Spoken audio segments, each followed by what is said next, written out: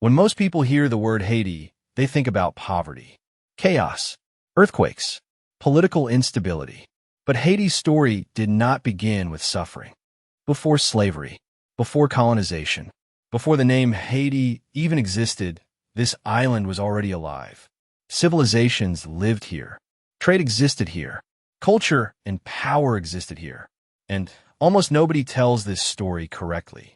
Long before Europeans set foot in the Caribbean, the island had another name. Haiti, land of high mountains.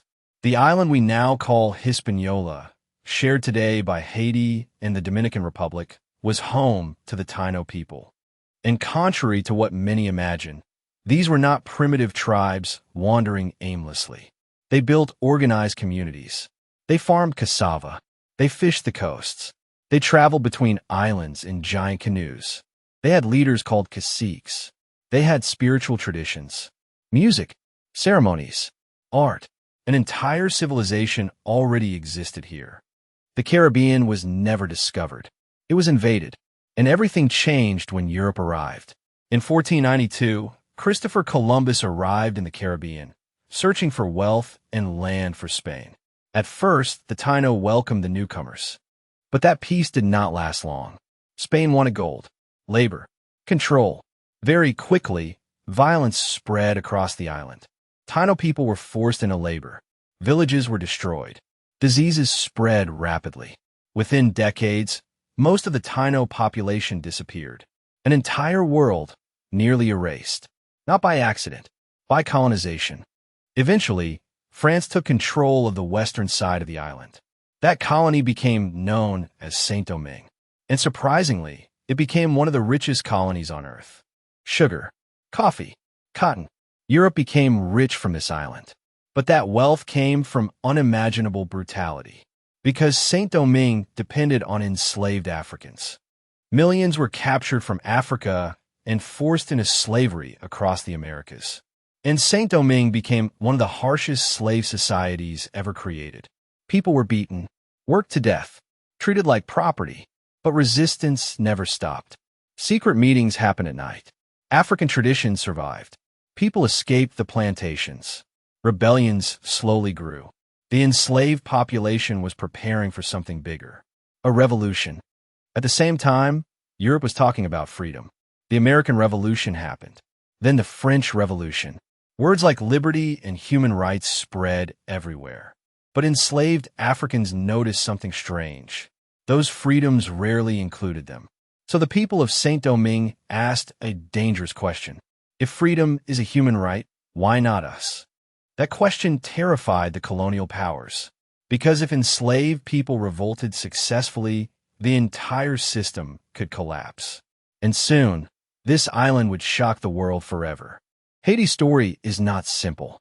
It is painful, powerful, complicated. But one thing is certain. This nation was forged through resistance and survival. In the next episode, we begin the uprising that changed world history forever. The Haitian Revolution. In the late 1700s, Saint-Domingue was the richest colony in the world. France made fortunes from sugar and coffee grown on the island. But behind that wealth was horror. Hundreds of thousands of enslaved Africans were forced to work under brutal conditions. Many died within years. Families were separated. People were tortured. Freedom did not exist. But something dangerous was growing beneath the surface. Anger, resistance, and soon, the colony would explode into revolution. The enslaved population in Saint-Domingue outnumbered the white colonists massively. The plantation owners lived in luxury, while the enslaved workers suffered endlessly in the fields. They worked from sunrise to nightfall. Punishments were brutal. Escape was almost impossible. But enslaved Africans brought more than labor. They brought culture, language, religion, warrior traditions, survival knowledge. And even under oppression, they never stopped resisting. Some poisoned their masters. Some burned plantations. Some escaped into the mountains. These escaped communities became known as Maroons, and they kept the dream of freedom alive. By 1791, tension across the colony was reaching a breaking point. Then came one of the most legendary moments in Haitian history. a secret gathering at Bois Cayman. Hidden in the night, enslaved Africans met to plan rebellion. According to tradition, a voodoo ceremony took place. A spiritual oath was made. Fight for freedom or die trying. Days later, the island erupted into flames. Plantations burned across the north. Slave owners panicked. The revolution had begun. France never expected this.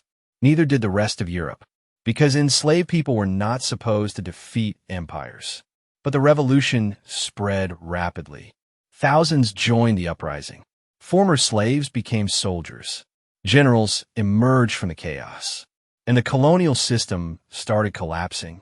The revolution terrified slave-owning nations everywhere. America watched nervously.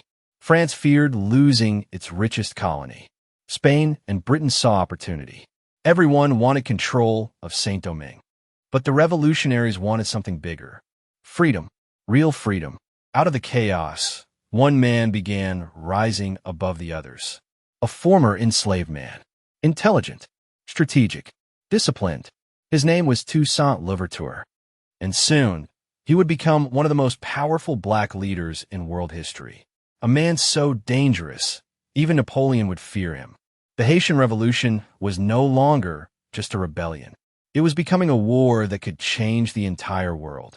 And in the next episode, we follow the rise of Toussaint Louverture, the man who transformed enslaved fighters into an army powerful enough to challenge Europe itself.